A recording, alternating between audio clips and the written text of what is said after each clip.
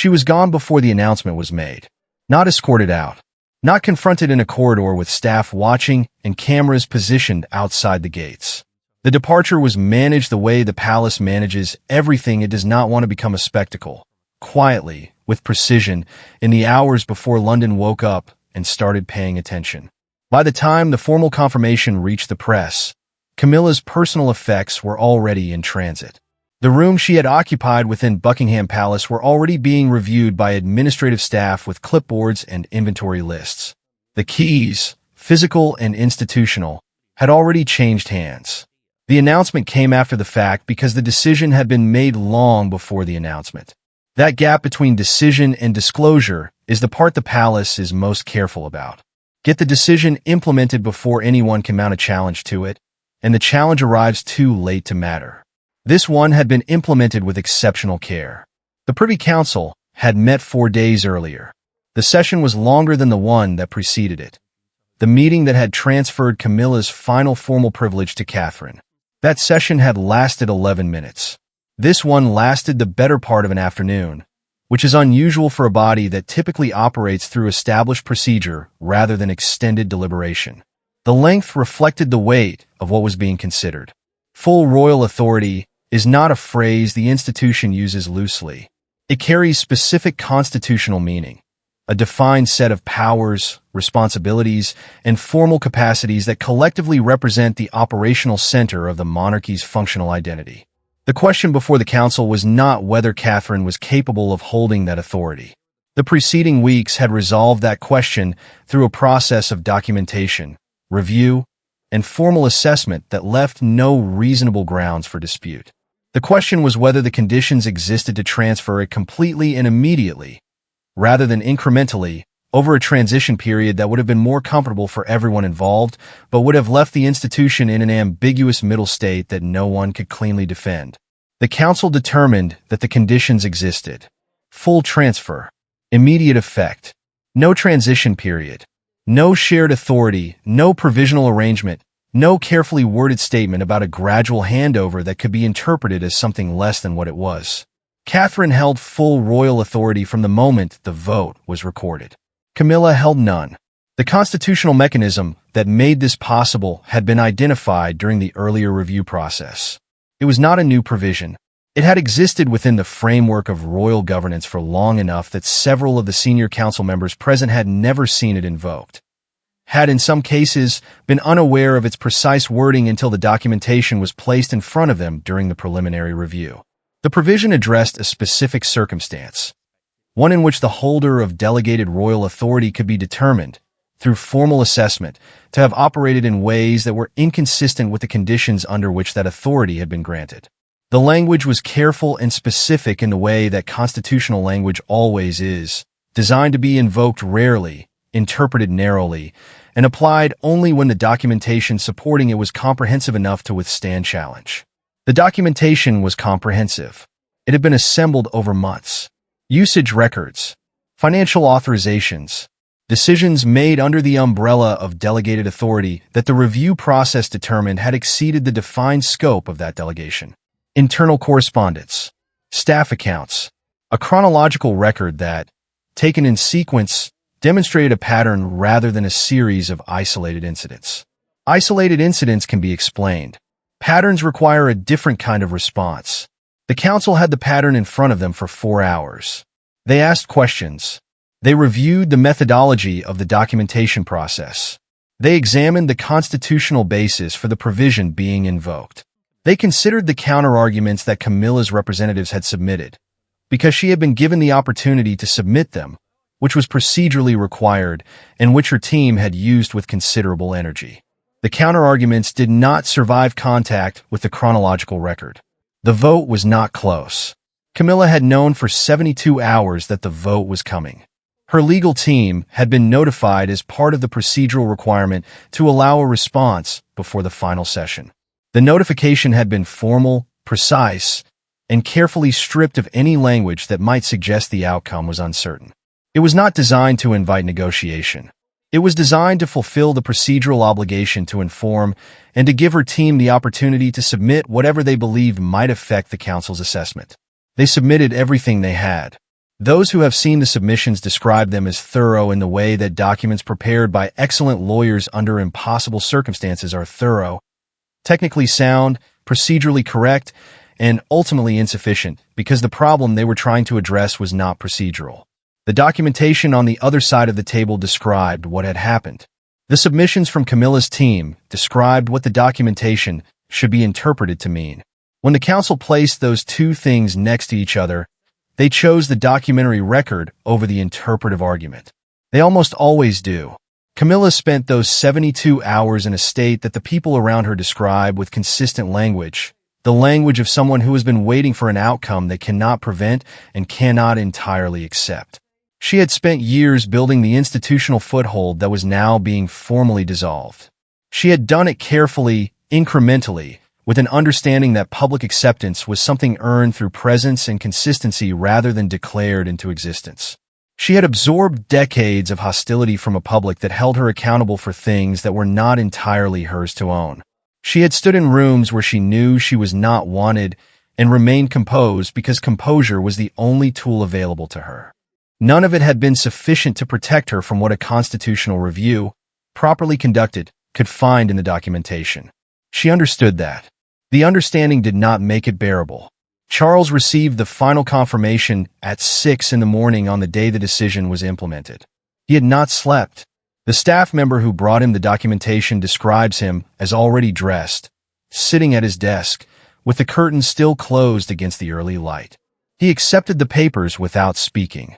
He read through them without visible reaction. He signed where his signature was required, because his signature was required, because the transfer of full royal authority to Catherine carried a constitutional requirement for the sovereign's formal acknowledgement. He signed. The staff member waited to see if he would say anything. He did not. He set the papers aside and looked at the closed curtains for a long moment before asking, quietly, to be left alone. What happened in that room after the door closed is not something anyone can report. The man inside it had spent the better part of his life fighting for Camilla's place within an institution that resisted her. He had ultimately succeeded, had brought her to a point where her position seemed permanent, where the resistance had largely subsided, where the public had reached a grudging accommodation with her presence at his side. And then he had signed a document that formally ended it. He had signed it because the Constitution required him to, and because he had examined the documentation and found no honest basis on which to withhold his signature. Because the constitutional basis was sound. Because the pattern in the record was what it was.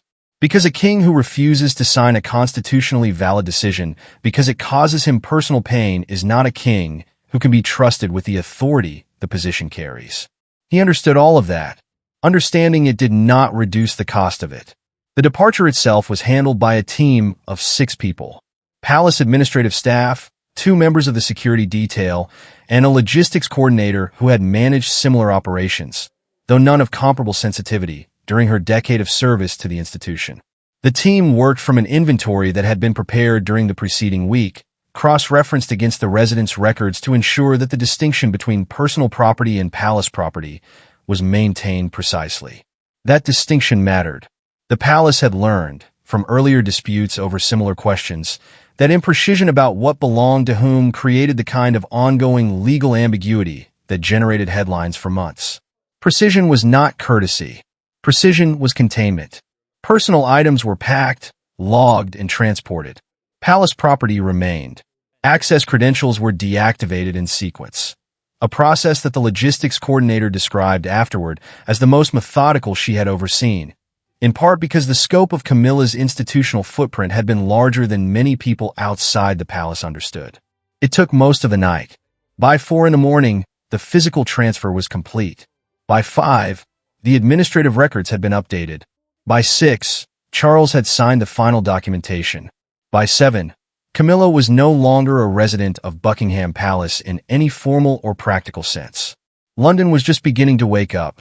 Catherine was at Adelaide Cottage when the confirmation reached her. She had known the timeline. She had been kept informed through the same channels that had managed the entire process, the carefully controlled information flow that had prevented leaks during the review period and continued to operate with the same discipline through the implementation phase. She read the confirmation. She set it down. She asked the staff member who had brought it to thank the people involved in the process for their care in executing it. Then she returned to what she had been doing before the message arrived. This is not a detail included for effect. It reflects something genuine about how Catherine operates that everyone who works closely with her eventually describes in similar terms. She does not pause at milestones to mark them. She identifies what the milestone requires of her and moves toward that. The recognition is processed and then set aside because what follows recognition is responsibility, and responsibility does not wait for the recognition to be fully absorbed. Full royal authority was now hers. What that meant in practical terms, the decisions that were now hers to make, the responsibilities that had transferred along with the title, the relationships with constitutional bodies and governmental offices that now connected to her rather than to the position Camilla had held, all of it was already organized in the briefing materials that had been prepared for this moment. She had read them the night before. She was ready before the confirmation arrived. That, too, is characteristic. The public response developed across the morning in the pattern that significant royal announcements typically generate. Initial disbelief, followed by rapid verification attempts, followed by the divergence of reaction along lines that had been predictable for years. There were those for whom the news produced something close to relief. People who had watched Catherine navigate the preceding 2 years.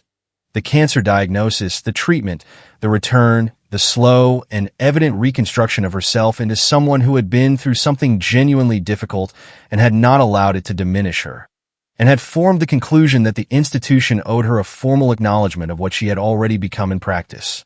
The announcement felt to them like the institution catching up to a reality that had been visible for some time. There were those for whom the news produced anger. People who believed that Camilla had served the institution faithfully in difficult circumstances and that the constitutional process had been used as a vehicle for something more personal than it appeared. People who felt that a woman who had spent years earning a contested place within a resistant institution deserved more consideration than a council vote and a pre-dawn departure.